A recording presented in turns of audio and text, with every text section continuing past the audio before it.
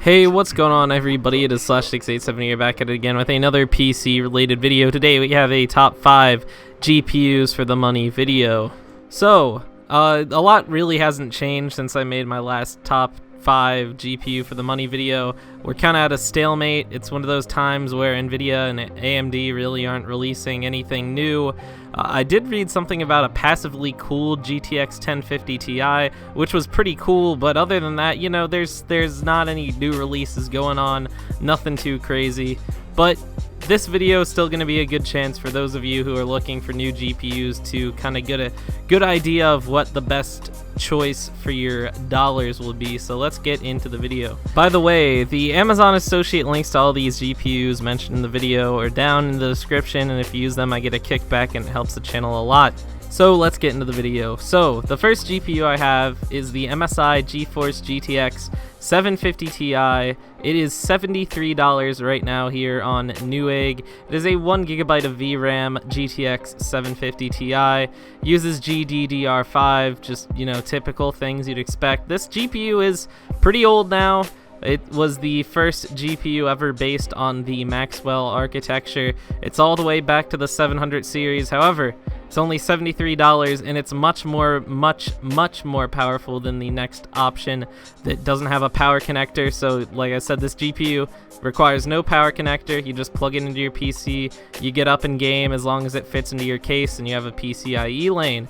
In the case of this GPU, only $73. It's still decently powerful. Expect to play most games at 720, 900p, medium, high settings. It's going to be a lot better than integrated graphics, but it's still, you know, getting older, getting up there, but it still is a great option for upgrading an old PC at a very, very low price. The next GPU I have is the next step up from the GTX 750 Ti. It's the GTX 1050 Ti. This is the EVGA version, super clocked gaming, and like the GTX 750 Ti, it does not require any external power from a power supply. You plug it in, you go. I have a review of this exact GPU on my channel already, so if you're interested, go ahead and check that out. A shameless promotion right there. But yeah, it's pretty much just an upgraded GTX 750 Ti. This guy is based on the Pascal architecture, very efficient. You got 4GB of GDDR5, you have a core clock of 1290 MHz, 768 CUDA cores.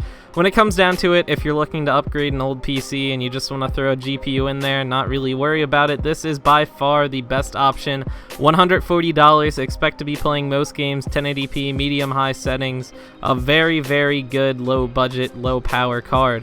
Next up, finally, something from the AMD side. Actually, if you take a look at AMD stock right here, oh baby, look at that. AMD is back. Not really, but maybe they're starting to come back because the stock prices are looking up and up, and I finally have an AMD GPU on my countdown. This guy right here is the MSI Radeon RX 480 8GB version right here. So you got 8GB of GDDR5, a boost clock of 1291 MHz, a core clock of I don't know, doesn't say, but it's $220, and this GPU is amazing at 1080p ultra settings gaming. Very, very good $200 card right here. The 8GB of VRAM will come in handy in the future for all your high-res textures, and at the end of the day, bravo AMD. The next GPU I have is the GeForce GTX 1070 Superclock Gaming, the best high-end, mid-end, who knows what this card is, ever since they changed the pricing slots with these 70 series GPUs. Who really knows anymore? It's $380, so it is a good deal compared to all the other 1070s, and it has the beautiful ACX 3.0 cooler on there. Gotta love that. As far as gaming performance, expect to be playing 1440p ultra settings games easily if you have a good CPU to pair with this guy. 8GB of GDDR5, a core clock of about 1600 MHz, and 1920 CUDA cores. This GPU right here for the money is very powerful and is, in my opinion, the best GPU for your money right now. Last on our list is the GeForce GTX 1080. Very pricey, but hey, this guy right here is a very good deal. around $560 for a Gigabyte GeForce GTX 1080, 8 gigabytes of VRAM in this guy.